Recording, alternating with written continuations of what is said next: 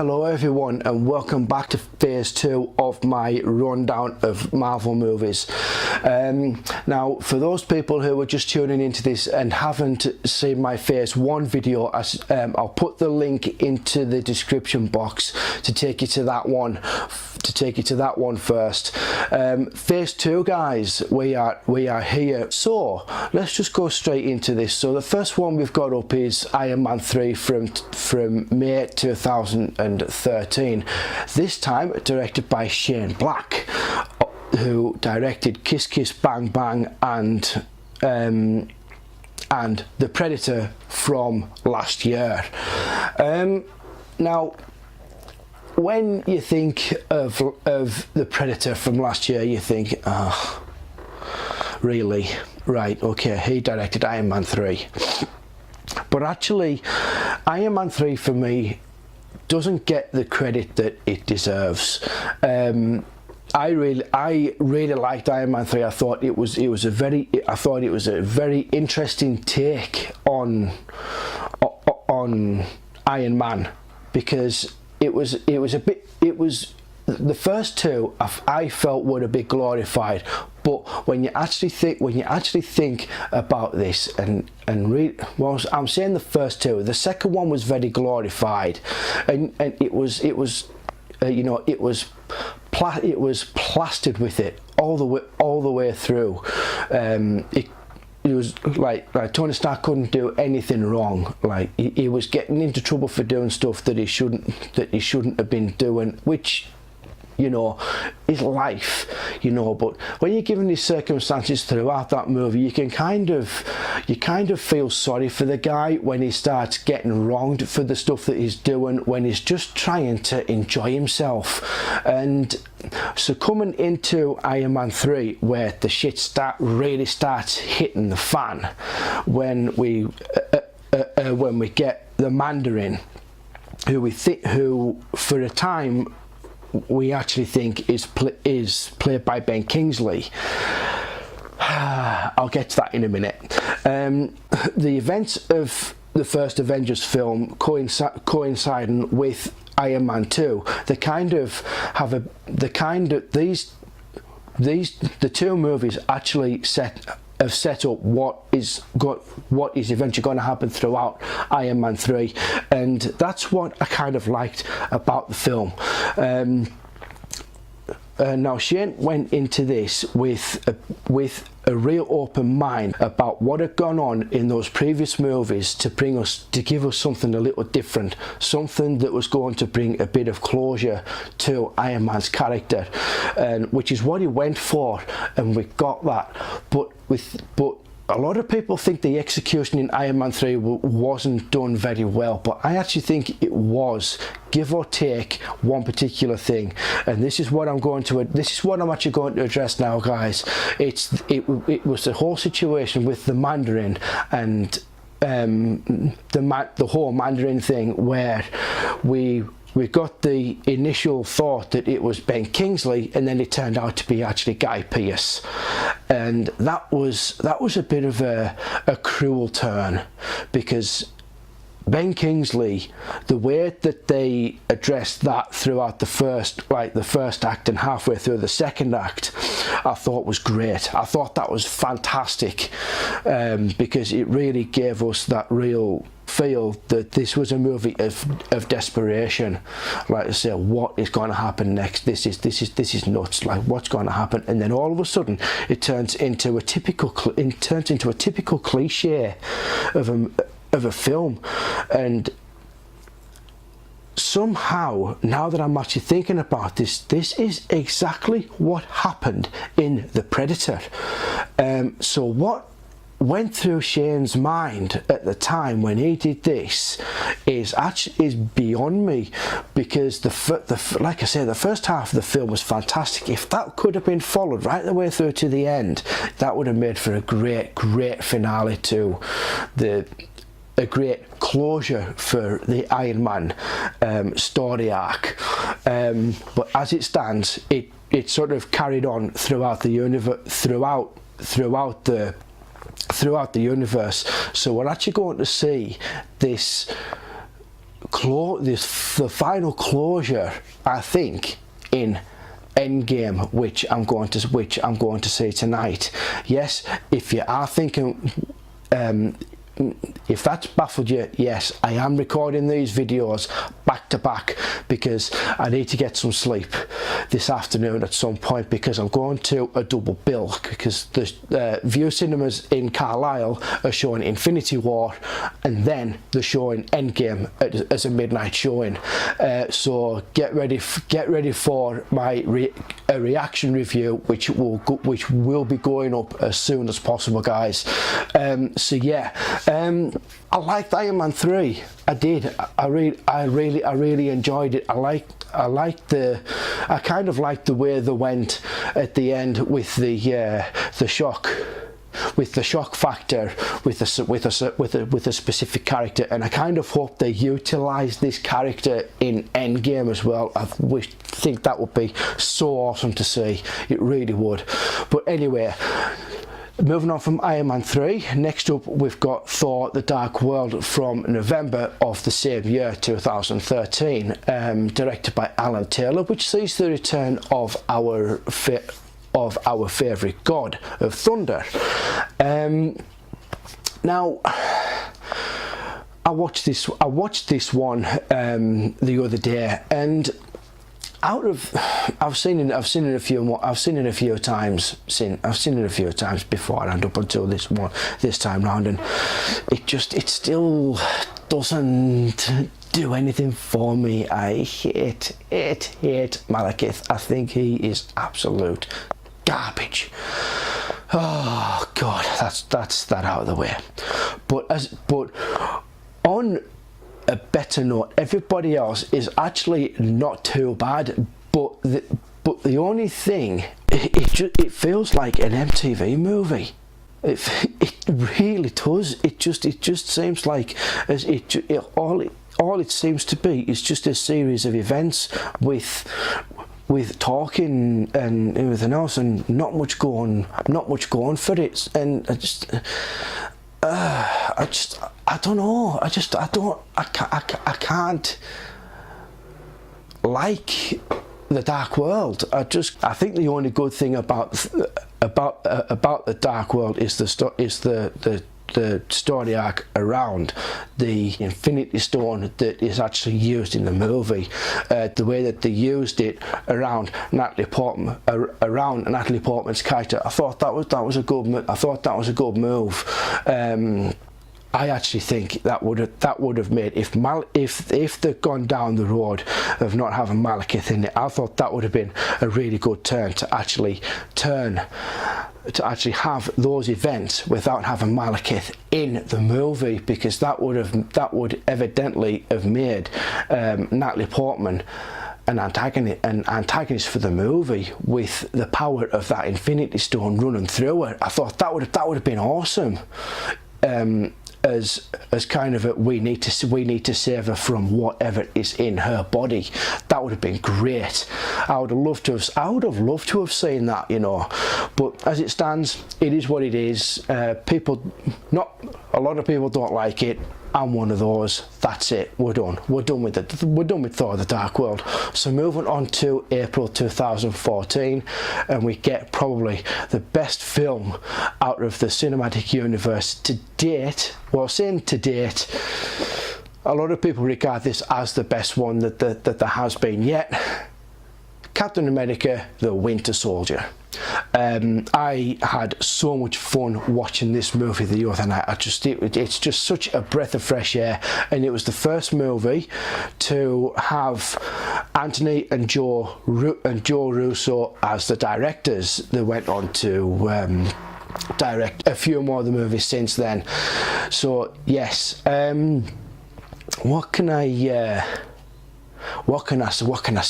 say about The Winter Soldier? I mean, honestly, guys, I mean, it's the perfect action movie. There's nothing bad about this movie to say. It's brilliantly told. The story is excellent. The choreography is absolutely spot on. I mean, they did mention this in in Civil War, I'll get back to Winter Soldier in a second, but the cinematography in that is very reminiscent of what I saw in Civil War in the opening sequence, and I thought to myself, this doesn't look right. The fight scenes in Civil War in that first 10 to 15 minutes look like they've been sped up. Now, there was a speculation that there had been, but people are saying that was done in real time. All of those stunts and all those fight scenes were recorded as they were, but there is, when I look at that, when I watch that again and again, I don't want to believe that. I believe that those fight scenes have been sped up by a few seconds to fit the thing. There's no way that those scenes have been done properly in real time. There's absolutely no way. And the same can be said for Winter Soldier. There's a couple of scenes in there that are edited so fast that you kind of, it kind of takes you, it kind of took me away from the film, and I thought, that's not real. It's no, that's been sped up. That's not been done in real time. But yeah, like I say, it's a great film. But other than that little nitpick, I've got nothing really bad to say about the movie, because it's just perfect. The dialogue. It's just seamless, and but yes, like I say, Winter Soldier, loved it. The next one I've got from August 2014 is the first Guardians of the Galaxy, directed by James Gunn. Now, I don't know how best to tell you this, guys, but Guardians of the Galaxy, for me, is the near perfect space opera. I mean, yeah, you've got your Star Wars and your Starship Troopers and all of those other space opera action movies, and don't get me wrong, I like Star Wars and I like Star Trek, I like all those movies, but if you're looking for a fun movie that has got everything that throws everything at you, Guardians of the Galaxy is that one.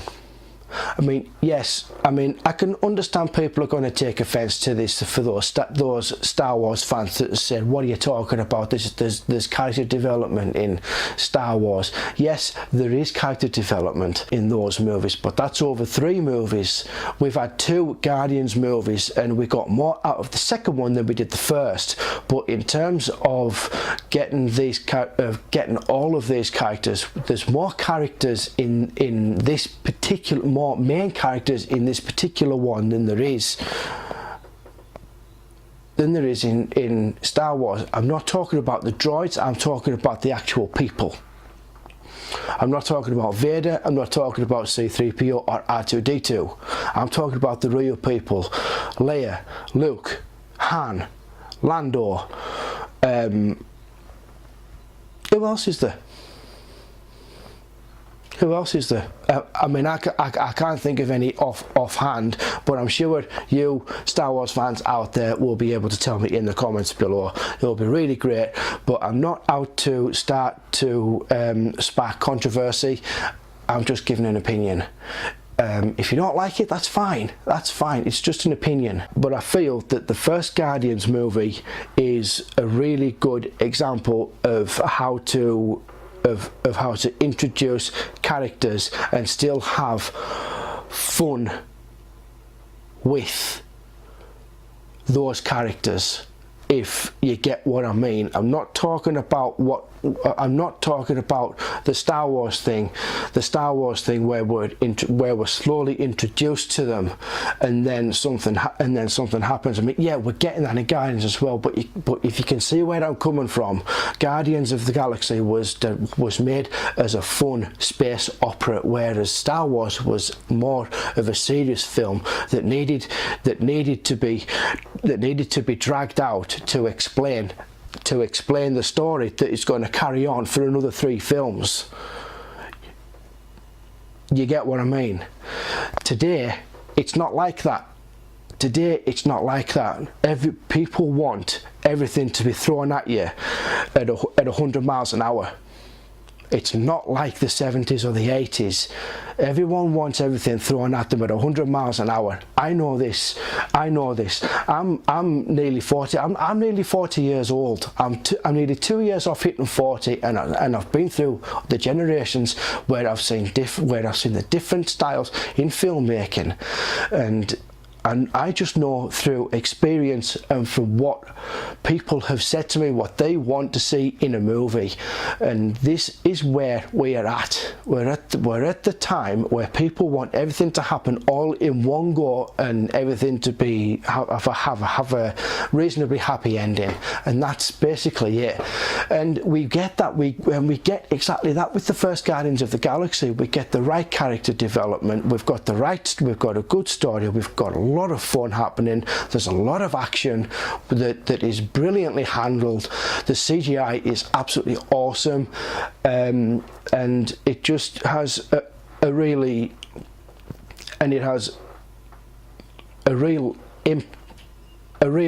very impacted ending to the film, which is what that really needs. It set the tone for what the second movie was going to be, which I'll get to in the next video. Which will be Phase 3. So I'm going to stop there with Guardians and move on to the next Avengers movie, which was Age of Ultron from May of 2015. Again, directed by Joss Whedon, and bringing in all of our characters once again. With this one, we have the addition of the wonderful Elizabeth Olsen and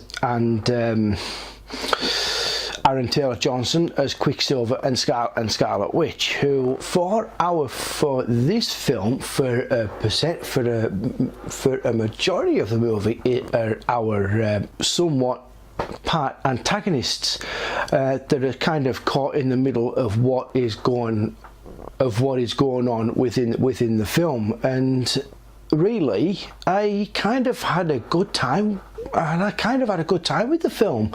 It's nowhere near as good as the first Avengers movie, and I think that is more because it tries to take itself a little bit too seriously, and that for me, for a Marvel film, I think is a bit of a bold move to make, and Joss Whedon really should take a bit of credit for doing that, because we haven't seen, I'm saying we haven't seen a more serious movie.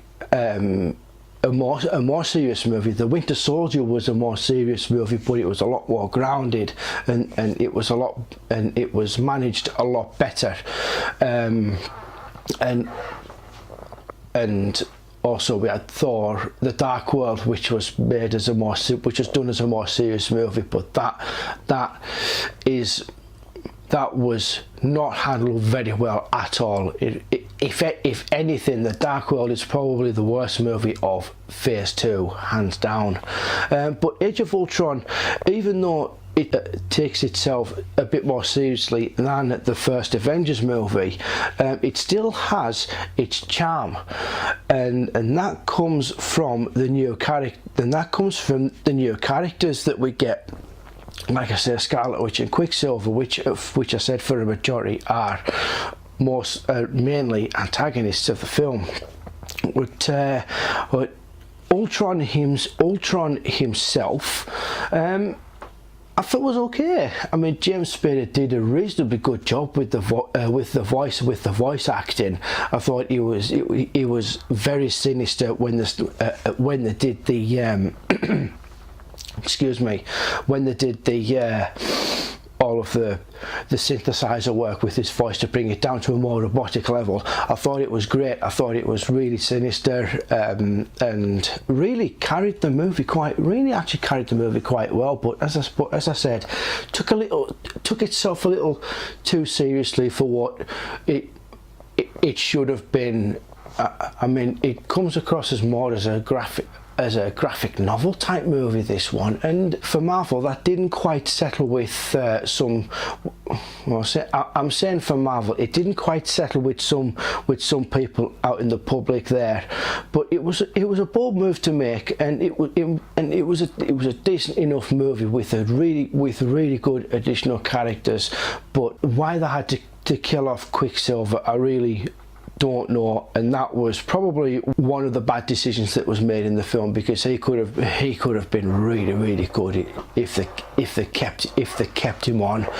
So yeah, those are my thoughts on Age of Ultron, and now we're going to go on to the last movie in Phase 2, which is Ant-Man from July of 2015, directed by Peyton Reed. This stars the brilliant Paul Rudd, Evangeline Lilly, Michael Douglas, Michael Pena, the great Michael Pena. I mean, I absolutely love the guy. He's such a good actor. End of Watch and countless others. I just love that dude. I love every single film he's in. That End of Watch. If you haven't seen End of Watch, guys, what are you doing? You've got to watch that. Great cop thriller. Probably one of the best of its generation as well, if I might add. But yeah, Ant-Man, really quirky movie, and I really enjoyed watching it. Not this time round, because I haven't finished it, and if I've got to be really honest, I've still got more to watch, but I can't get them watched because I just have absolutely no time to get them in, because I'm doing this and I need to get some sleep, because like I said before, I'm going to watch Endgame tonight and Infinity War beforehand. So yeah, Ant-Man is a really cool movie, quite quirky. It didn't really settle with a lot of people, but as with the first Avenger, it will grow on people, and it will, I can see it, and it will probably become one of the more best loved Marvel movies. Paul Rudd as Scott Lang, brilliant, loved, really good character. Comes in as a he's the replacement to Hank Pym, who in the comics is the original Ant-Man, who was sort of like, when it comes to like within the Marvel universe, Hank Pym has his own company, so he's like another Tony Stark that has his own baby, you know. So he passes the torch down to Scott Lang, and there's the training. Evangeline Lilly plays what's her name? I can't remember. You'll have to remind me, guys. You'll have to remind me. I do apologise, I really do. But yeah, really quirky movie. Loved it, and our antagonist of the movie is actually really good as well. A little bit, you could say a little bit cliched. You sort of know right from the get off that he's our bad guy, you know. Right from that first opening 20 minutes, you know straight away that he's our bad guy, and that to me is a bit of a downside, because you don't. The way I see this, I mean, I know these are Marvel movies, as I've said, but in other movies where you're trying to set things up, you don't want to. You don't want to find out who your antagonist is until further on in the film. But getting back to Iron Man 3, which is what I mentioned before, giving us a bad guy straight away can be a good thing, and that was a good setup. That was a good setup to tell us that he was going to be the bad guy, even though he wasn't. He was somebody else. He was working for our real bad guy, you know. But that was a good setup, and if they carried that on through, it would have been great. But I would rather have seen a build-up to a reveal that he was going to be our bad guy, if that makes sense. If that makes sense to you guys, and that is really the only real nitpick that I've got about the movie. It's got, like I say, it's got a real nice quirkiness to it, and I do like a quirky movie every now and again. I mean, you get your likes of your Short Circuit. That's a quirky movie, and there's all sorts of other films like it, you know. But yeah, Ant-Man, really good film. Like I say, there's not many bad films in this Marvel series, other than the ones that I've already covered, Thor: The Dark World, and I wouldn't necessarily say The Incredible Hulk. That is good as it is. I mean, obviously it's not as well received as the others, but that doesn't mean that it's a bad movie. But yeah, so those are my thoughts on the Phase 2 movies of my Marvel rundown. So that's it for this one. Look out for Phase 3. That's going to be coming out pretty soon as well. So in the meantime, I'm going to do my pleasantries and see you in Phase 3.